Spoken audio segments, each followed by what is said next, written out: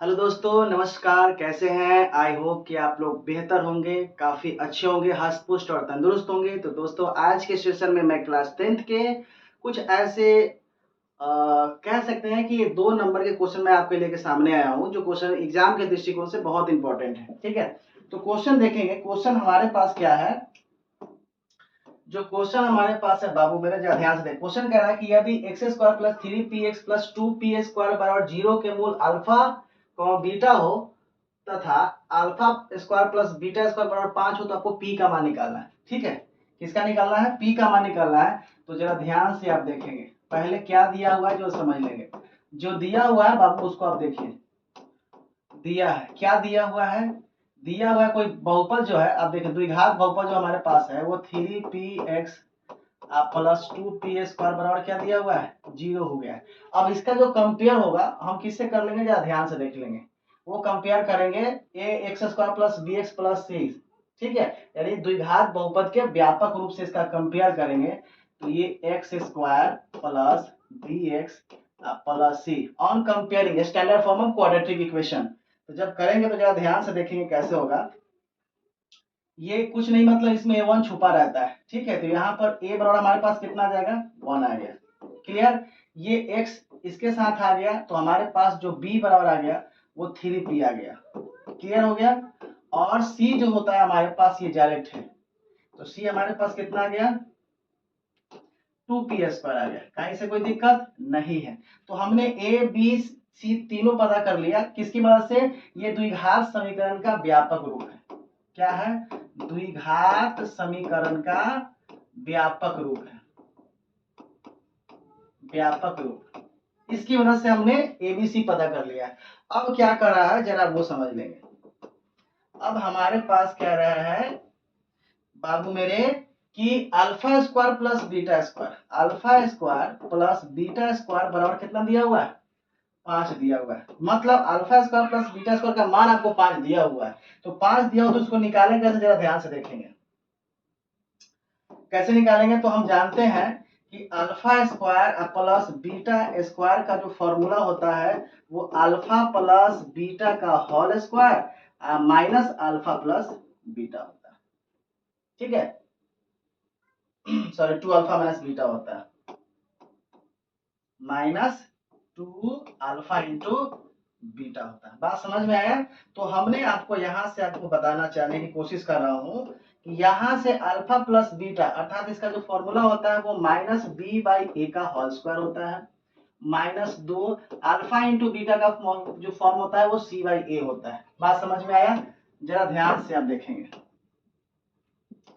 ध्यान से बाबू देखेंगे, ये क्वेश्चन बहुत ही बेहतरीन इंपॉर्टेंट है। अब जरा ध्यान से देखेंगे कि हमारे पास अल्फा प्लस बीटा, देखो अल्फा प्लस बीटा का मान कितना दिया हुआ है? चूंकि यहाँ alpha square plus beta square का जो मान है वो 5 है, और alpha square plus beta square का जो हमने वैल्यू अभी निकाला यही निकाला है ना। तो जरा ध्यान से देख लेंगे कि इसीलिए alpha square plus beta square बराबर अल्फा प्लस बीटा का whole square minus 2 alpha into beta. तो alpha square plus beta square का वैल्यू कितनी है? 5 है। अब ठीक है, अल्फा प्लस बीटा यानी माइनस बी बाई ए है, यही तो है ना। माइनस बी बाई ए का क्या हो जाएगा? होल स्क्वायर हो गया, माइनस 2 अल्फा इंटू बीटा का मान क्या होता है? सी बाई ए होता है।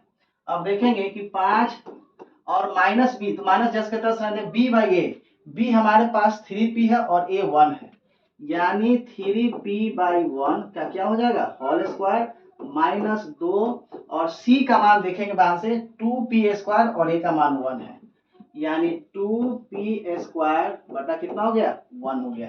यहां तक क्लियर हुआ? क्लियर हुआ कि नहीं हुआ?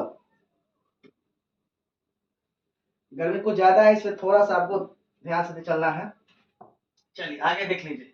अब यहाँ क्या करना है, थोड़ा सा ध्यान से देख लेंगे। पेज को मैं बढ़ा रहा हूँ आगे, अब जरा ध्यान से इसको देख लेंगे एक बार, कहीं से अगर दिक्कत हो तो फिर समझ लीजिएगा। ठीक है, अब आपको हम आगे लेके चलते हैं। हमारे पास क्या था? अल्फा प्लस बीटा स्क्वायर की वैल्यू कितनी थी? 5। ठीक है, जरा ध्यान से देख लेंगे। और 3p को होल स्क्वायर करेंगे तो 3p का होल स्क्वायर करेंगे तो कितना हो जाएगा? 3p का होल स्क्वायर करेंगे तो कितना होगा? 9। कितना हो जाएगा?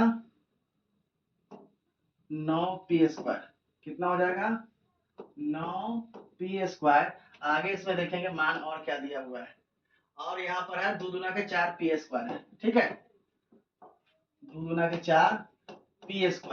अब ध्यान से देखेंगे, 5 तुम्हारे पास जैसे है वैसे, 9 में से 4 गया कितना हो जाएगा? 5p² हो गया। यहाँ से किसका मान निकालेंगे? p² का मान निकालेंगे तो 5 के बटा में कितना हो जाएगा?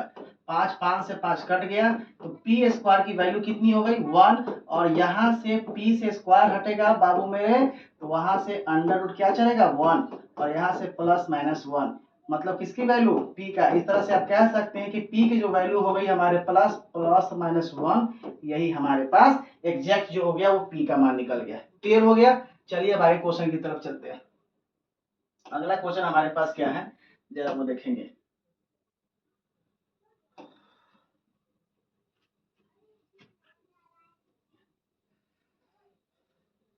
अगला क्वेश्चन है कि p के किस मान के लिए द्विघात समीकरण इतना इतना है। देखेंगे ध्यान से, तो हमारे पास जो द्विघात समीकरण है जरा उसको आप देख लेंगे एक बार।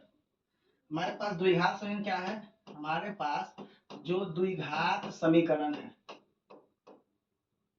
द्विघात समीकरण क्या है हमारे पास? है p(x² - 2x और +3 बराबर क्या दिया हुआ है? 0 है। क्लियर हो गया यहाँ तक? अब आपको हमको मैंने क्या बताया था कि अब आपको कंपेयर करना है। किससे कंपेयर करना है? तो द्विघात समीकरण के व्यापक रूप से। द्विघात समीकरण का व्यापक यानी स्टैंडर्ड फॉर्म क्या होता है? व्यापक रूप क्या होता है भाई? तो व्यापक रूप होता है हमारे पास ax² + bx + c बराबर कथी? 0। अब यहाँ से कंपेयर आप करेंगे तो हमारे पास px² तो है, -2x है, +3 बराबर क्या है? कंपेयर फिर करना किससे हमको है? तो कंपेयर हमको करना है किससे? ax² से +bx से +c बराबर किससे? 0 से। अब इसकी मदद से हम पता कर सकते हैं कि हमारे पास a कितना होगा।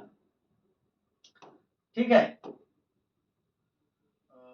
यहाँ आ जाइए। अब देखो यहाँ से, अब a हो गया p के बराबर, b हो गया 2 के बराबर और c हो गया 3 के बराबर। इसलिए यहाँ आप a बराबर क्या कर सकते हैं? p, b बराबर कर सकते हैं -2 और c बराबर कर सकते हैं 3। इसलिए क्या कर रहा है कि p के किस मान के लिए द्विघात समीकरण के मूल वास्तविक एवं समान होंगे? तो जरा ध्यान से देखेंगे। इसलिए b² बराबर क्या होता है? 4ac। और b² बराबर जब 4ac होता है तो आपको अच्छे से मालूम है कि b हमारे पास -2 का स्क्वायर और -4, a का मान p और c का मान 3। अब जरा ध्यान से यहाँ पर देखेंगे भाई, 2 का स्क्वायर कितना होगा? 4, और 4 सॉरी c का मान कितना था? 3 था ना, तो c का मान आप यहाँ पर क्या करेंगे? 3 कर देंगे।